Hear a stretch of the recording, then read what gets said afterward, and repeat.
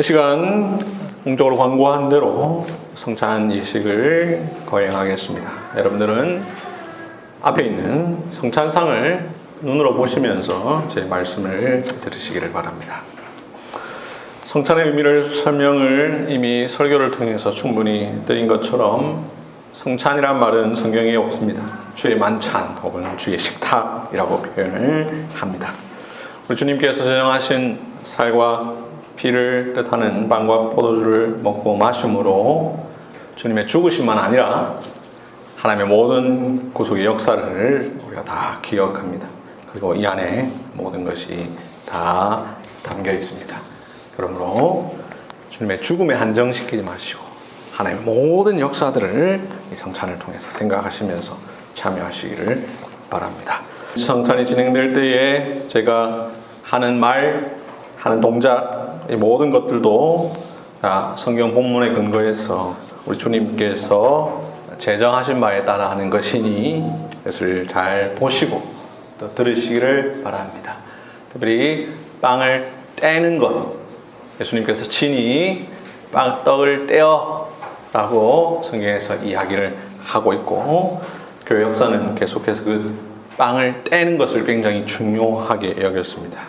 우리 주님께서 우리를 위하여 자기의 살 찢으신 것을 드러냅니다.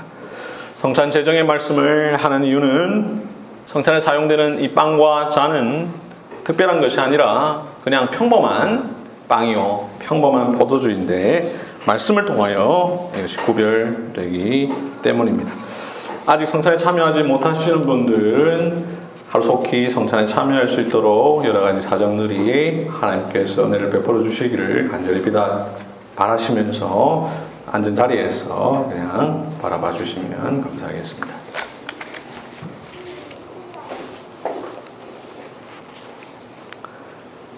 예수께서 떡을 가지사 축복하시고 떼어 제자들에게 주시며 이르시되 받아서 먹으라, 이것은 내 몸이니라 하시고, 또 잔을 가지사 감사기도 하시고 그들에게 주시며 이르시되 너희가 다 이것을 마시라, 이것은 죄 사함을 얻게 하려고 많은 사람을 위하여 흘리는 바 나의 피 곧 언약의 피니라. 아멘. 이 시간 기도하겠습니다. 하나님 아버지, 감사합니다. 우리를 하나님 백성 삼으시고 우리를 죄에서 구원하시고 영원한 하나님 나라 백성에 속하게 하시려고 창세전에 이 세상의 모든 일들을 작정하시고 우리를 예정하시고 하나님의 구원 역사를 이루시고 때가 되어 아들 예수를 보내주셔서 십자가에서 우리를 대신하여 못 박혀 죽게 하시고 사망 권세 모두 이기시고 다시 살아나셔서 하늘로 올라가게 하셔서 이제 그것을 생각하고 보고 먹고 마시는 이 성찬에 참여하게 하시니 감사를 드립니다. 이 성찬을 통하여 우리의 연약한 믿음이 더욱 굳세게 되게 하여 주시옵소서. 예수님의 이름으로 기도합니다. 아멘. 먼저 이쪽에 속한 분들 앞으로 나와서 성찬에 참여하시기 바랍니다. 우리는 성찬상에 둘러서서 먹고 마시지만 여러 번 말씀드린 대로 원래는 앉아서 옆에다 의자를 두고 해야 되는데 좌석의 협소함이나 여러 가지 이유 때문에 서서 합니다.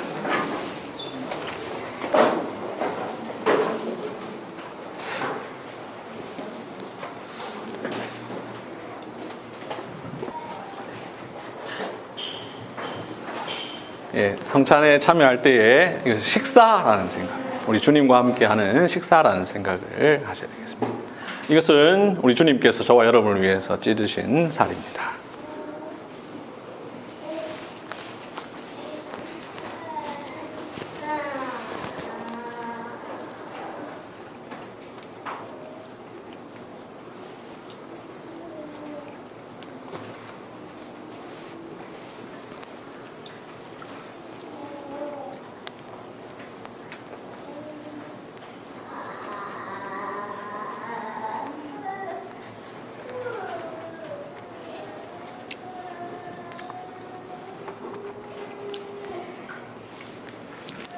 이 잔은 우리 주님께서 저와 여러분을 위해서 흘리신 언약의 피입니다. 뱉는 잔 드시기 바랍니다.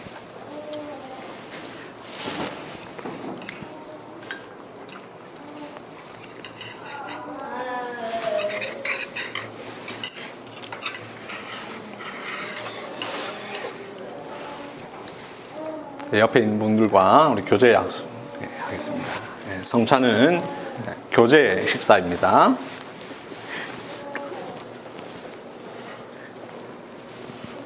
우리 처음 자리에 들어가시고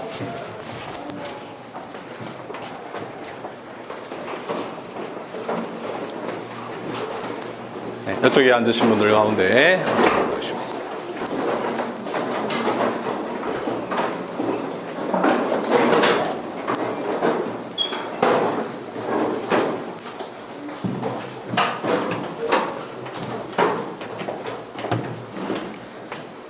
성찬 때 나누는 악수는 갈라디아서 2장에 나오는 교제의 악수, 친교의 악수입니다.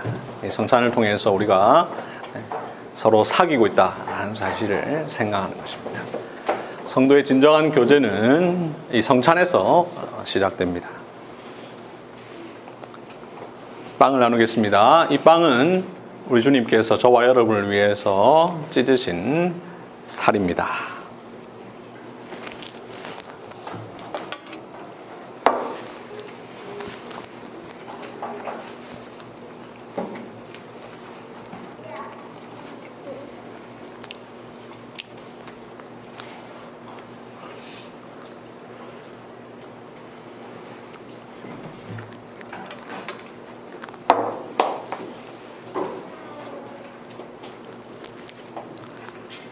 이 잔은 우리 주님께서 저와 여러분을 흘리신 언약의 피입니다.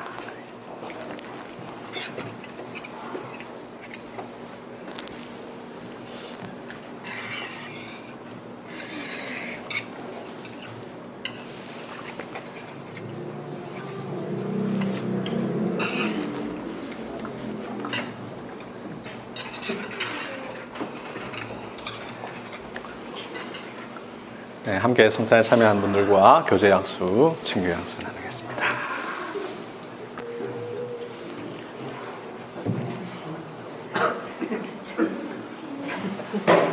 사랑합니다.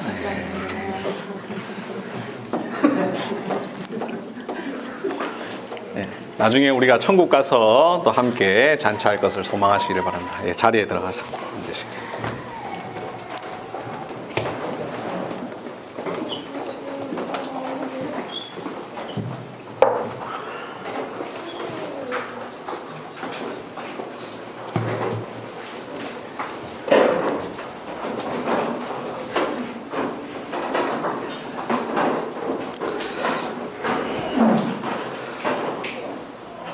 우리가 한 빵을 서로 뜯어 나누어 먹는 것은 우리가 이 빵이 하나인 것처럼 한 몸에 속했다라는 것입니다. 사도 바울은 고린도전서 10장 17절 오늘 본문에서 떡이 하나요 많은 우리가 한 몸이니 이는 우리가 다 한 떡에 참여함이라 라고 말씀하였습니다. 우리의 친교와 사귐이 성찬 안에서 그리스도 안에서 더욱 깊어져 가기를 바랍니다. 오늘 받은 이 성찬의 은혜가 우리의 삶 가운데 계속해서 지속되기를 간절히 바라며 이 시간 성찬 감사의 찬송 228장을 함께 찬송하도록 하겠습니다.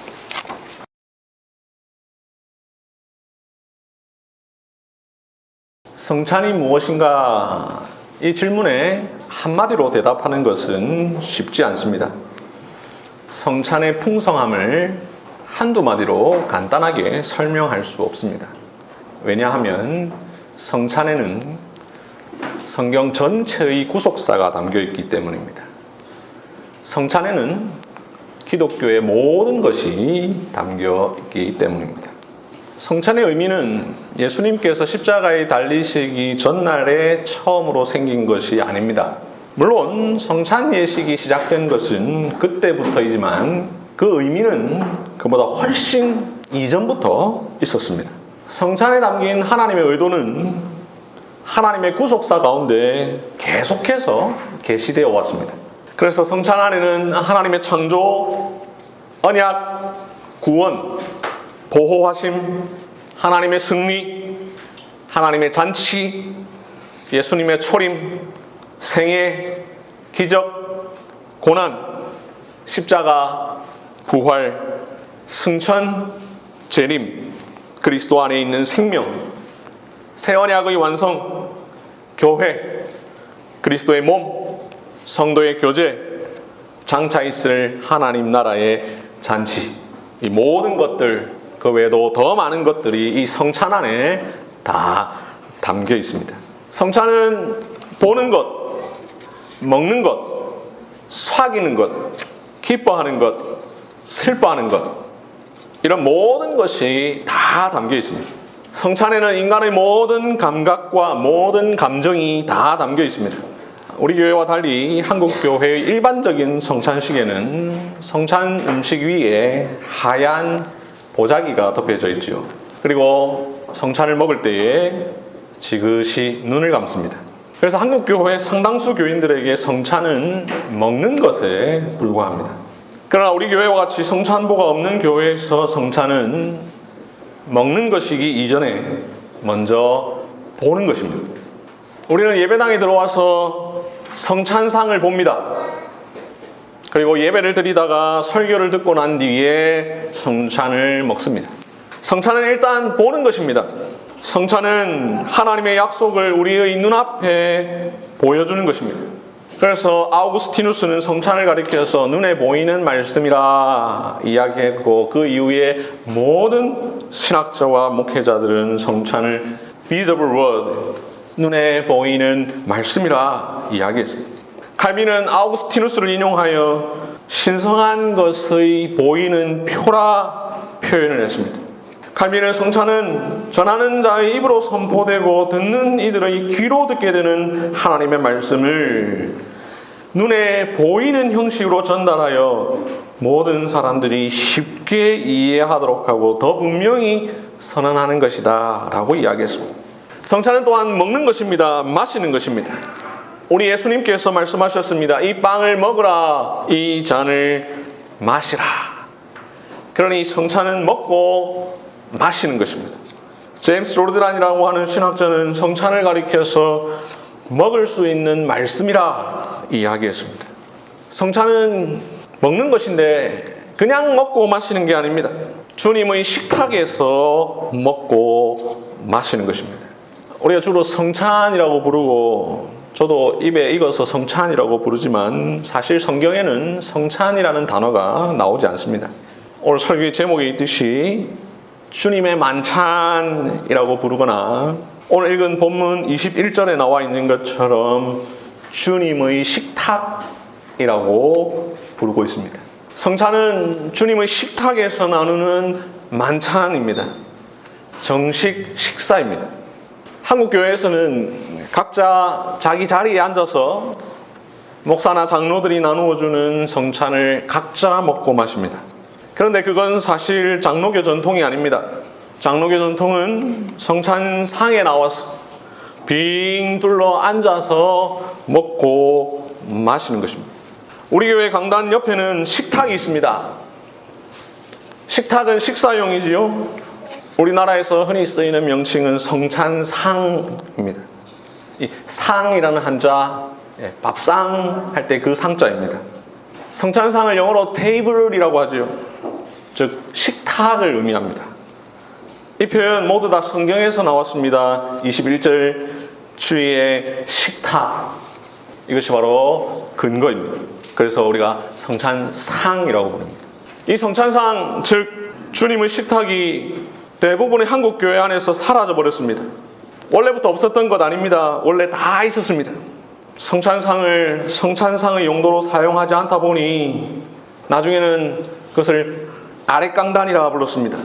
강도사나 전도사가 설교하는 용도로, 혹은 대표기도하는 사람이 쓰는 용도로, 혹은 여성 사회자가 서는 용도로 오용되었습니다.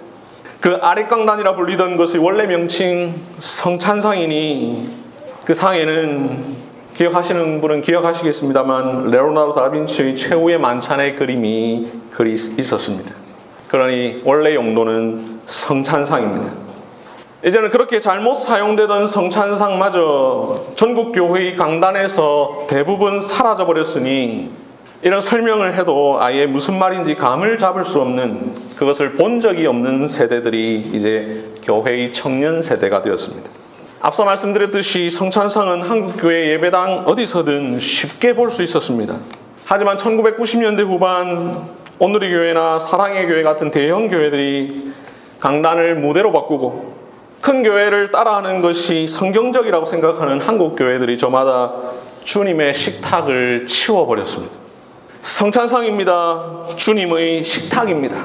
식탁에 혼자 앉지 않지요. 주님의 만찬, 주님의 식탁은 말 그대로 주님과 함께하는 식사입니다. 주님과 함께합니다. 주님과만 하지 않습니다. 그리스도 안에서 한 몸 된 지체들과 함께합니다. 그러니 성찬은 또한 먹을 뿐만 아니라 사귀는 것입니다. 성찬은 혼밥이 있을 수 없습니다. 한국교회 성도들에게 성찬의 감정은 일반적으로 슬픔입니다. 성찬식 때 눈물을 많이 흘려야 은혜를 받았다고 생각합니다. 성찬식 때 미소만 띄고 있어도 뭔가 죄 짓는 느낌입니다. 성찬에서 그리스도의 죽음만을 주로 생각하기 때문입니다. 물론 성찬에서의 슬픔은 결코 이상한 것이 아닙니다. 우리는 성찬을 통하여 주님의 죽음을 생각하며 슬퍼해야 합니다. 그러나 성찬은 슬픔과 함께 또한 기뻐하는 것입니다. 왜냐하면 성찬은 잔치이기 때문입니다. 우리는 그리스도의 시체 앞에 둘러앉아 먹고 마시는 것이 아닙니다. 그리스도의 살아난 살과 피를 먹고 마십니다. 그리스도의 죽음도 물론 생각하고 기념하고 전파하지만 더 나아가 그분의 살아나심과 장차 오심도 생각합니다. 또한 함께 지체된 자들과 더불어 먹고 마시는 것으로 기뻐합니다. 무엇보다 마지막 때 어린 양의 잔치에 다 같이 참여하게 될 것을 소망하는 식사입니다. 그러니 성찬은 기쁨이 넘치는 식탁 교제입니다. 종교개혁자 마틴 루터는 이렇게 말했습니다. 주님의 만찬이 곧 복음이다. 성찬이 은혜의 방편인 이유, 성찬이 교회의 표지인 이유, 그것은 성찬이 바로 복음이며 성찬 안에 구속사의 모든 것이 다 담겨있기 때문에 우리는 성찬을 통하여 하나님의 구속사의 과거를 돌아봅니다. 그리고 그 구속사가 우리에게 가져다 줄 미래를 소망합니다. 성찬을 중요하게 여기지 않는 교회, 성찬상을 강단에서 치워버린 교회, 구약과 하나님의 구속사를 무시한 것입니다. 이 식탁에는 생명이 있고 기쁨이 있고 평화가 있습니다. 영광이 있습니다. 이제 이 주님의 식탁에 나와 주님의 잔치에 참여합시다. 이 상을 보고 먹고 마시고 사귀고 슬퍼하고 기뻐합시다. 이 성찬에 참여하는 모든 성도들과 함께 하나님을 뵙고 예수님을 먹고 마십시다. 장차 우리 모두가 하나님의 어린 양의 혼인잔치에 참여할 그때를 소망하며 아멘.